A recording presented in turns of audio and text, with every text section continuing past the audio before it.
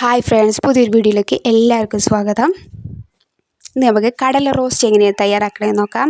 അതിനുവേണ്ടി ഒരു കുക്കറിലോട്ട് കടല, വാഴയ്ക്ക നുറുക്കിയതും, ഉപ്പും മഞ്ഞൾപ്പൊടിയും വെള്ളവും ചേർത്ത് വേവിക്കണം. കടല വേവനുസരിച്ച് 5-6 വിസിൽ വേണ്ടി വരും. അതിനുശേഷം ഒരു ചട്ടി അടുപ്പത്ത് വെച്ച് കുറച്ച് വെളിച്ചെണ്ണ ഒഴിച്ച് കടുകിട്ട്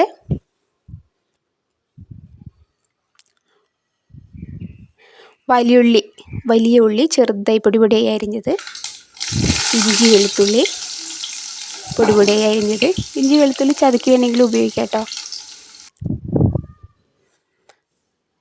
മുളക് പൊടി,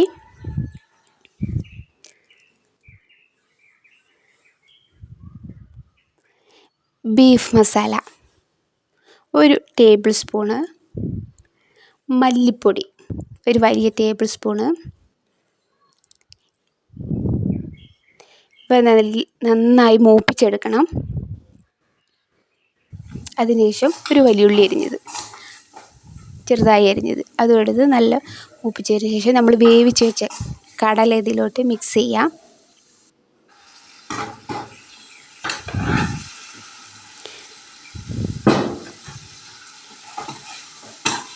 കടല നല്ലതുപോലെ മിക്സ് ചെയ്ത് നമുക്കിത് ഉപയോഗിക്കാം.